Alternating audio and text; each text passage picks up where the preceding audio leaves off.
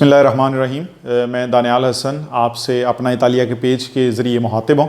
आज हम लोग 7/30/2019 के हवाले से आपको जो इसमें हम लोग आखिरी दिनों में इसमें आप कौन सी चीज़ें जो आप ऑलरेडी जमा करवा चुके हैं, अगर अपना 7/30 तो इसमें कौन सी चीज़ें आप कब तब्दील करवा सकते हैं, उसे बेसिकली हम लोग 7/30 इंटीग्रेटिवो कहते हैं। जो 23 जुलाई इसका स्कदेंसा होने के बाद इसमें गवर्नमेंट इंटीग्रेटिवो का आपको ऑप्शन देगी, वो अगस्त में या सितंबर में आपको अवेलेबल होगा।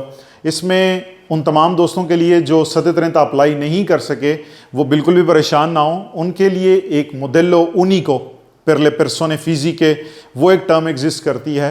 आप वो प्रेजेंट करके सेम 7/30 की ही तरह अपने अखराजात शो करके उसमें भी गवर्नमेंट से टैक्स रिटर्न्स ले सकते हैं।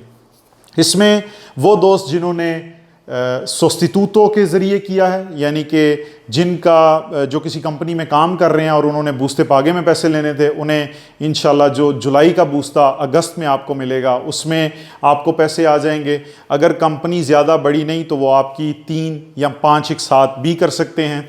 अगर आपने सेंसा सोस्टिट्यूटो यानी कि डायरेक्टली अकाउंट में पैसे लेने हैं तो वो आपको 20 दिसंबर इसी साल आपको दे दिए जाएंगे।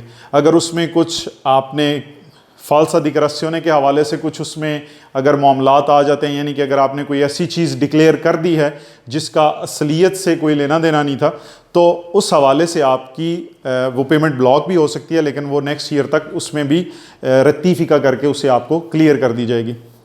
इसमें जो चीज़ मैं आप लोगों को बावर करवाना चाह रहा था कि जिन लोगों ने कोई चीज़ मिस कर दी है 7/30 में, वो इसे 7/30 इंटीग्रेटिवो में दोबारा प्रेजेंट कर सकते हैं और अपने उसी काफ के ज़रिए आप कर सकते हैं जहाँ पे आपने पहले अपना नॉर्मल 7/30 जमा करवाया। शुक्रिया।